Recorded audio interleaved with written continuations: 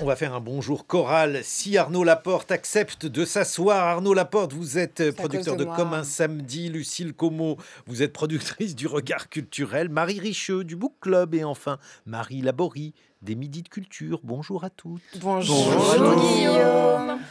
Et donc, vous êtes ici Consternant. pour évoquer, vous êtes ici Petit pour kiff évoquer personnel. la rentrée littéraire. La quoi? Et je vais débuter par La Maison Vide. Lucille Como, ne vous déconcentrez pas, car Jamais. La Maison Vide de Laurent Mauvigné aux éditions de Minuit est votre choix. Oui, c'est un livre dont j'ai déjà parlé et je pourrais en parler assez longtemps, donc il va falloir m'arrêter, je pense, au bout d'un moment. C'est un livre qui raconte la quête de l'auteur, du narrateur qui est en fait l'auteur Laurent Mauvigné, et ça commence dans une maison vide, on comprendra pourquoi. Laurent Mauvigné cherche une médaille. Il cherche une médaille qui aurait appartenu à un illustre ancêtre, et puis finalement, il cherche moins la médaille que ce qu'il y a dans ce meuble. Le meuble, il a un truc un peu fendu sur le dessus, et puis il y a des photos dedans, et les photos, elles sont trouées. Et en fait, on se rend compte que ce que cherche Laurent Mauvigné, c'est pas quelque chose de plein, c'est pas quelque chose de brillant ou d'illustre comme une médaille de la Légion d'honneur, c'est le vide, la honte, le creux, le secret familial. Et en l'occurrence, ce secret, il regarde deux femmes. C'est un livre étonnant de ce point de vue, c'est un livre à deux grands personnages principaux, ce qui est quand même plutôt assez rare en fait, je crois.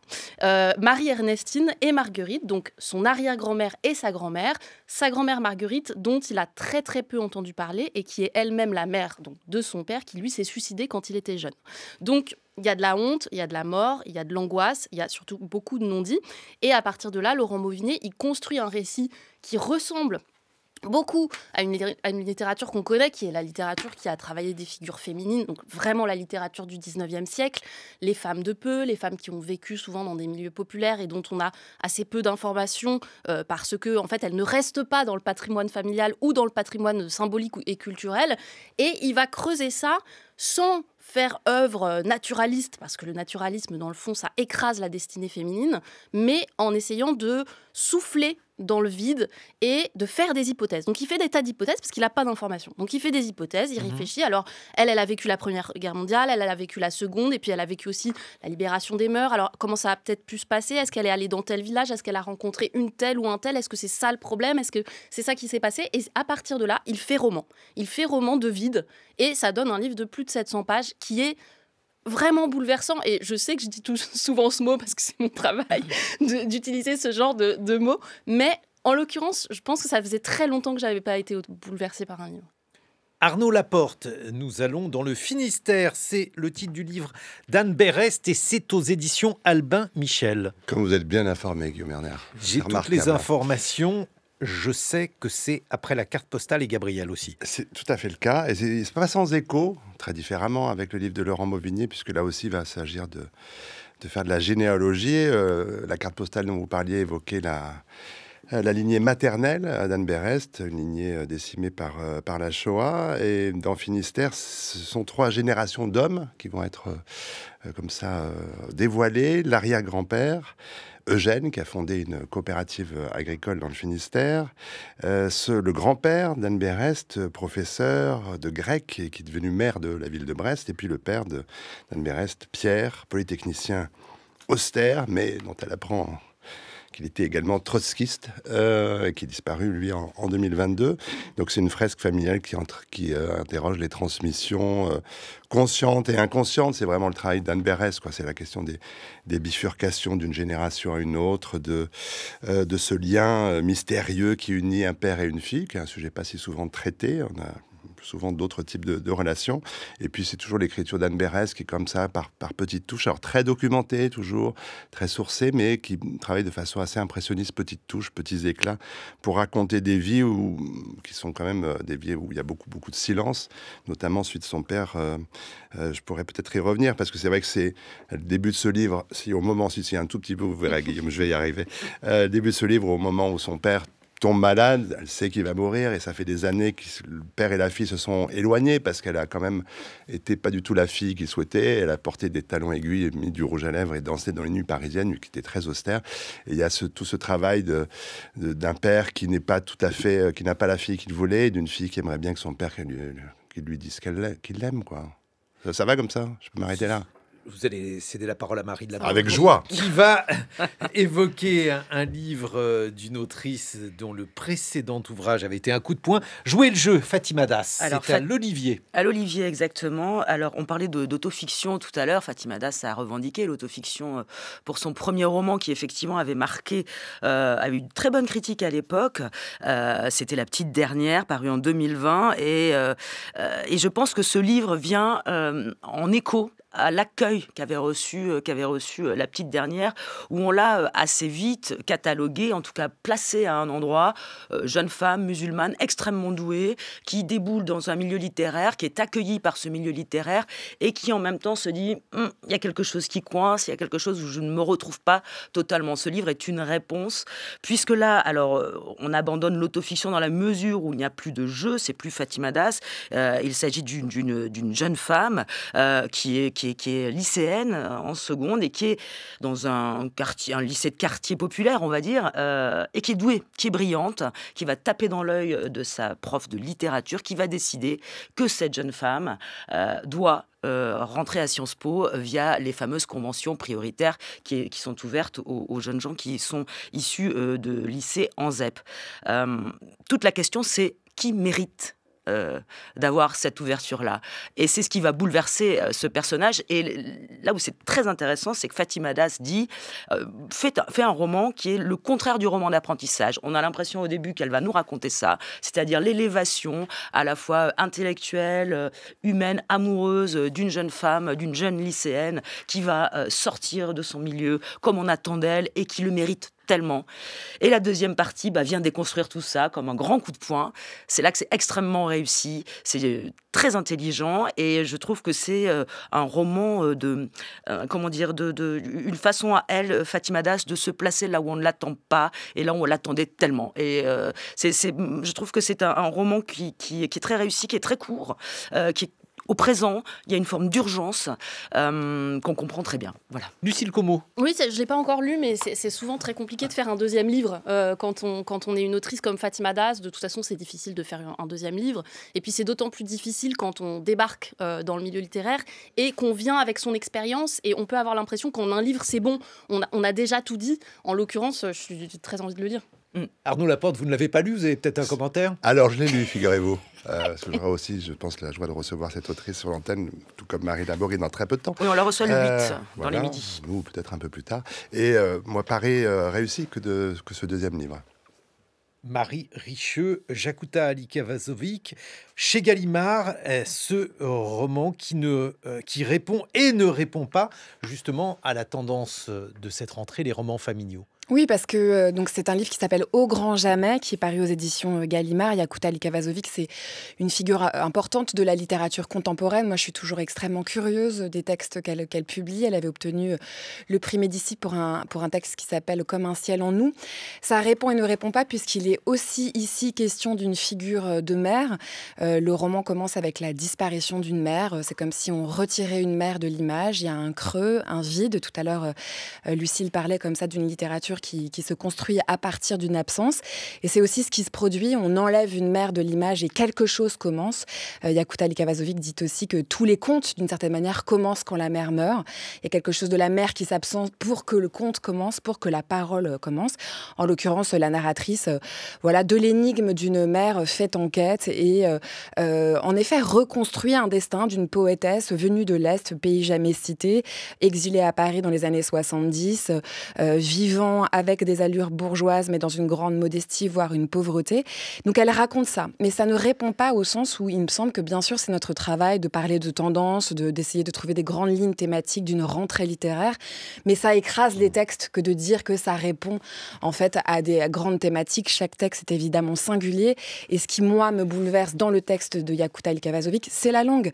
C'est ce que produit la littérature. Moi, j'ai vraiment eu l'impression d'être... C'est ça, la littérature. Bah oui, exactement. Mais en fait, c'est important de le redire. C'est important de redire que lire un livre, c'est faire l'expérience d'une langue. Moi, j'ai eu l'impression d'être face à un mirage, de jamais pouvoir saisir, d'être complètement étonnée, bouleversée, incertaine, dans l'ambiguïté, grâce à la phrase. Et voilà, je trouve que c'est important qu'on le redise en ces temps où on parle, bien sûr, et c'est très important, de quantité de livres, de difficultés éditoriales, de marché d'édition. La littérature, ça peut ça. Et Arnaud Laporte va nous le redire. Oui, important et réjouissant parce que Yakuta Alekavazovic, ça fait quand même longtemps qu'elle publie. Et là, ça fait quand même 2-3 ans qu'elle est vraiment dans les radars les plus larges. Et ça fait extrêmement plaisir. Et je pense qu'on peut dire aussi que Marie Laborie. le roman de Laurent Mauvigné, la langue est quand même incroyablement belle. Ces phrases en longueur comme ça sont je pense vraiment... que c'est un des plus grands écrivains. Bah oui. Voilà, un styliste incroyable. Oui. Ouais. Peut-être avec Damien Pénaud également. Oui, Damien Car Pénaud, vous alors l'avez vraiment lu, très Lucille différent. Como, les crédits. Attention, lancement Guillaume Herder. Attendez, il faut Lancement. que je dise. Jingle. Il faut que je dise qu'il est publié chez Notabilia. Oui, tout à fait. Et c'est une bizarrerie, Oui. car vous ne vous attendiez pas à tout cela. Oui, tout à magnifique, fait. Alors là, lancement. pour le coup, c'est à peu près l'inverse d'un point de vue du volume. Donc là, j'ai les deux devant moi. Il y en a vraiment un qui est énorme et l'autre qui est assez mince. Alors Damien Pénaud, on ne le connaît pas. C'est son premier récit. C'est quelqu'un qui vient du milieu agricole. Il a fait un BTS technique agricole et puis il a complètement changé de carrière. Il est devenu projectionniste dans un cinéma. Et alors, il vient vraiment avec son expérience de projectionniste, en l'occurrence, pour un récit à nouveau à la première personne, à nouveau familial. Bon, certes, il n'y a pas de grande tendance, mais bon, alors c'est nous qui sommes obsédés, je pense, puisque de toute façon, on ne parle que de ça depuis tout à l'heure. Donc, il vient avec un récit familial à la première personne, il raconte son milieu. C'est quelqu'un qui a grandi dans les années 80-90 avec des parents de la classe moyenne dont le père surconsommait et a été un des grands perdant du système bancaire de cette époque-là qui donnait des crédits à la consommation. Donc, il s'est surendetté. Donc, c'est à la fois un récit personnel sur le surendettement familial. Et puis, à partir de là, Laurent Pénaud, il va chercher des espèces de pistes, mais complètement subjectives, pour essayer d'expliquer ce phénomène du surendettement. Donc, à la fois, il va chercher du côté... disons, scientifique de ce que c'est le surendettement, ce qu'ont été après les lois pour essayer de ménager la question et d'aménager surtout des moyens pour les gens, pour qu'ils puissent payer, puis pour qu'ils puissent s'en sortir. Et il va chercher des personnages. Donc ça peut être des personnages de livres, ça peut être des personnages de films, en l'occurrence Gérard Jugnot dans un film sur, je me souviens plus du titre. Une époque formidable. Exactement. Qui joue donc un personnage surendetté et qui essaye de Salaud de pauvre. Je vais arrêter Oui. de parler. Louis de Funès, Vous allez il va chercher conclure, aussi c'est du pas la côté même de Steinbeck. chose, Lucille. Voilà, il va chercher plein de références comme ça, et les références, elles ne fonctionnent pas pour étouffer le récit, mais au contraire pour ouvrir, et ça se termine dans une espèce de délire un peu cauchemardesque que j'avais jamais vraiment lu avant, et je trouve qu'il écrit très bien, ce Damien Pénaud. Vous n'aviez jamais lu de délire cauchemardesque? Si, mais pas de ce style-là, et pas à la fin d'un récit qui commence aussi petit et aussi clair, disons. Marie Richeux, vous n'aviez jamais lu d'histoire de corps, et c'est ce que vous avez fait avec Tambora d'Hélène Laurin chez Verdier. Rendons service à tes textes. Non, mais Donc, c'est il un faut que texte... je vous lance, vous voyez, donc En je effet. fais ce que je peux. En effet. Donc c'est un texte d'Hélène Laurin qui a paru aux éditions Verdier. Et en effet, ce sont des histoires de corps. Hélène Laurin avait publié un précédent texte chez Verdier qui s'appelait Partout le feu, qui avait été d'ailleurs mis en espace par Hubert Collas. C'est très très beau. Je voulais juste dire qu'elle dédicace ce texte grâce à mes filles et que l'exergue, c'est Ursula Le Guin qui est une autrice de science-fiction et qui a théorisé les fictions paniers et qui dit voilà, des fictions épais, des fictions tout droit, des fictions en gros majoritaires et dominantes, pour ne pas dire masculines. On en a eu, on en a lu. Il est temps de faire des fictions paniers.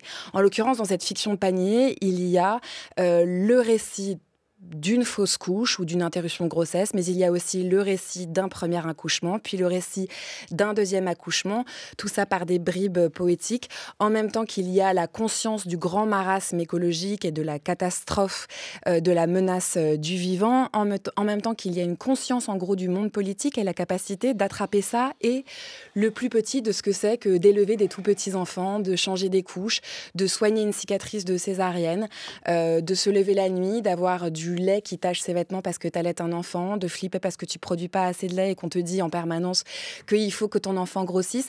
Il y a une capacité dans sa langue poétique d'attraper tous les mondes en même temps. Elle dit cela de très beau, que la petite enfance, c'est particulier parce qu'on est obligé d'être collé.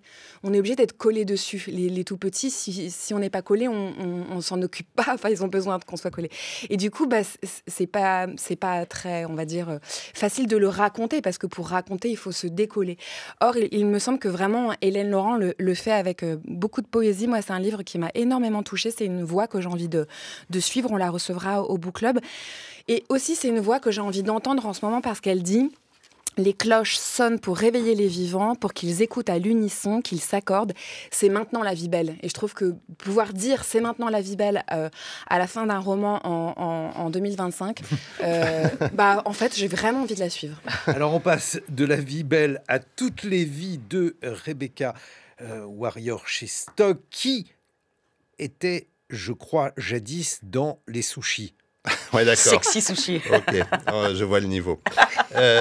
On m'a prévenu que la musique s'arrêtait à Lully pour vous. Je confirme. Sexy Sushi, Compromat. Non, justement. Vous voulez dire Mansfitia. que j'étais pas passé à Compromat? Quand même. Il a travaillé, bravo, comme d'habitude. Compromat, oui, non, je voulais faire un lien pour la famille, parce que là, avec Oui, mais vous êtes obligé de Rebecca changer Warrior, votre non, pas idée du de tout. lancement. Mais je change. Allez, trouvez une autre introduction. Je change à tout instant. Famille, c'est le thème, non? Famille choisie pour Rebecca Warrior, parce que c'est un livre d'abord du deuil, puisqu'il est écrit à la suite de la mort de sa compagne. Mais c'est aussi comment on vit à travers la maladie de sa compagne, de son compagnon, selon les cas, et comment on est accompagné par des... Alors, elle rigole beaucoup avec ça, parce qu'on est accompagné par des livres d'hommes blancs morts. 6, elle rajoute. Alors oui, mais il y a Eric Guibert dans le lot, donc Oui, c'est vrai, c'est un c'est peu plus Bah, compliqué. il est 6, Oui, il est 6, pardon. Il est non, mais homosexuel, mais il est elle dit autre chose encore. Mais alors, il y a Thomas Mann, il y a Rousseau, il y a Sartre, il y a Marc Aurèle, il y a beaucoup de monde. Rousseau, oui. Oui, qui l'accompagne. Et c'est un livre qui est très beau parce qu'il est très inattendu d'un chapitre à l'autre, d'un paragraphe à l'autre. Il fait monter les larmes et il fait éclater de rire aussi, ce qui est quand même une grande force. Jamais dans le pathos et toujours dans une extrême délicatesse, jusqu'à la voix du zen, qui vous irait bien, Guillaume Erner. Mais je suis extrêmement zen, surtout quand je vous écoute. Un commentaire, Marie Laborie? Alors, Non, je voulais savoir le oui. son de... Parce que le son, c'est important chez Rebecca Warrior. Et Elle est chanteuse, elle est que- musicienne. figurez-vous qu'elle sera mon invitée demain à 18h10, donc Ah, samedi, voilà. et qu'elle a écrit une chanson qui s'appelle Toutes les vies et que nous écouterons en totale exclusivité demain après-midi. Bravo. Voilà. Marie Laborie, vous êtes là. Profitez-en pour parler de Perpétuité de Guillaume Poix, et c'est publié aux éditions Verticales. Oui, alors là, on n'est pas du tout dans un récit sur la famille, on n'est pas du tout dans un récit du jeu, on va dire. On est dans une maison d'arrêt, on arrive le soir et ça va se terminer au matin. Le drame est annoncé, on le sent venir. Guillaume Poix ne se place pas du côté des détenus comme on pourrait s'y attendre, même s'ils sont extrêmement présents, mais du côté des surveillants de prison, du médecin qui est sur place, de la directrice de prison. C'est un roman encore au présent, un peu comme une espèce de tragédie classique, antique, chorale. Et le tour de force, me semble-t-il, c'est que c'est on sent bien le propos politique, on voit bien où il veut en venir, c'est en gros la production de malheur systématique d'un système à l'agonie, qui est celui des prisons et des maisons d'arrêt françaises. Mais il réussit à faire un véritable roman comme un thriller, vraiment comme un polar, où les personnages existent en étant caractérisés en très très peu de mots. Ils passent d'un point de vue à l'autre. On a l'impression d'une caméra qui se déplace d'un personnage à l'autre avec une vitesse incroyable sans qu'on soit jamais perdu. C'est une écriture documentaire puisque Guillaume Poix a enquêté, on le sent bien, a passé, à mon avis, des jours et des semaines dans les prisons pour comprendre comment ça se passe. C'est un roman très intéressant qui, à mon avis, résonne bien avec l'actualité puisqu'on y parle d'extraction très dangereuse de prisonniers qui vont partir en procès. Et Guillaume Poix, c'est quelqu'un qu'on a vu l'année dernière puisqu'il est aussi et surtout peut-être auteur de théâtre et que c'est lui qui a écrit Léviathan, la pièce mise en scène par Lorraine de Sagazan qui abordait la question des comparutions immédiates. Donc il continue comme ça à explorer notre temps avec beaucoup d'acuité. Ouais. Ça suscite un timide intérêt chez Arnaud Non, Laporte, qui un va nous faire total la grâce. intérêt pour Guillaume Poix, dont je lis les textes depuis un certain temps, et effectivement un compagnonnage très fructueux avec Lorraine de Sagazan au point de vue théâtral. Donc c'est quelqu'un qui effectivement est absolument dans le réel, dans le document, mais qui arrive à s'élever pour amener à des textes qui nous font nous décoller et voir autrement notre monde qui n'est pas toujours absolument aussi merveilleux que le décrit. Mais Hélène Laurent ne dit pas qu'il est merveilleux. Toutes les propositions de nos camarades que vous entendez, qui sont là à France Culture pour faire vivre cette littérature. Marie Laborie, qui allez-vous recevoir dans les prochains midis? Eh bien, lundi, nous recevons Laurent Mauvigné, justement. Et le 25 septembre, Guillaume Poix, je le rappelle. Et puis, écoutez-nous, on reçoit énormément, évidemment, d'auteurs et d'autrices en cette rentrée littéraire. Arnaud Laporte. Rebecca Warrior demain. La semaine suivante, ce sera Sephora Pondy, qu'on connaît comme comédienne, mais qui publie un premier roman qui s'appelle Avalé. Et qui est à l'affiche du film de Alice Diop qui est en ce moment à Venise et qui s'appelle Fragments for Venus et qu'on a tous hâte de découvrir. Au lieu de frimer Marie Laborie, dites-nous... Marie Richeux, pardon. Il y a deux Marie, c'est trop pour moi. Marie Sorbier. Marie Richeux, qui allez-vous recevoir après Hervé Letellier, dont c'est la bibliothèque? On entendra la bibliothèque cet après-midi d'Hervé Letellier. Et la semaine prochaine, nous, les auteurs, autrices, traducteurs, éditeurs, éditrices, c'est nos plateaux quotidiens dans le book club. Il y aura Agnès de Sarthe pour ouvrir la semaine, Laura Vasquez pour son roman Les Forces. On s'intéressera... Merveille. On s'intéressera le 3 septembre aux éditeurs et éditrices et à comment on pense, à comment on fabrique une rentrée littéraire du point de vue du métier des éditeurs. Et puis ensuite, on fera une émission sur les arbres et la pensée de Henry David Thoreau. Et alors moi, j'ai une proposition aussi. Bon c'est pas parce que j'ai le droit. Et alors donc, Marie Richeux, officier radio aux éditions Sabine Vespizer. C'est une autrice qui mène une enquête intime et littéraire autour de la disparition tragique de son oncle. Et c'est vous, Marie. Votre oncle s'appelait Charles Richeux et il a été naufragé en 1979 au large des côtes italiennes. C'est un roman familial, une reconstitution documentaire et une évocation sensible de la mémoire bretonne. Marie, ce livre, c'est une partie donc de vos archives familiales. Oui, bien sûr, c'est un livre, c'est très gentil de le signaler, Guillaume. C'est élégant de votre part, il est sorti hier. C'est un livre qui part d'un naufrage qui a eu lieu en 1979. Un grand navire de la marine marchande a percuté un pétrolier italien. La majorité de l'équipage français est mort. Et dans cet équipage, il y avait l'un des frères de mon père qui était officier radio. Donc voilà, il est aussi question de silence, de radio, de son, de bateaux, de mer et de corps disparus, parce que j'ai produit avec Officier Radio une forme de méditation littéraire autour de la disparition. Et une manière de voir et de lire Marie Richeux en l'écoutant aussi. Le rayon Marie Richeux s'agrandit de plus en plus sur les bibliothèques. C'est le 6e. J'attends ce premier livre de Lucille Comon. Sans compter les enfants. Tu travailles, non? Sans compter les enfants. Dans quelques instants, mes camarades Lucille Comon, vous allez rester exceptionnellement. Pas de problème. Un partenariat avec Le Grand Continent, car j'aime énormément le site Le Grand Continent, site d'information. Gilles Gressani sera avec nous tous les vendredis matin pour évoquer un aspect du monde dans quelques instants.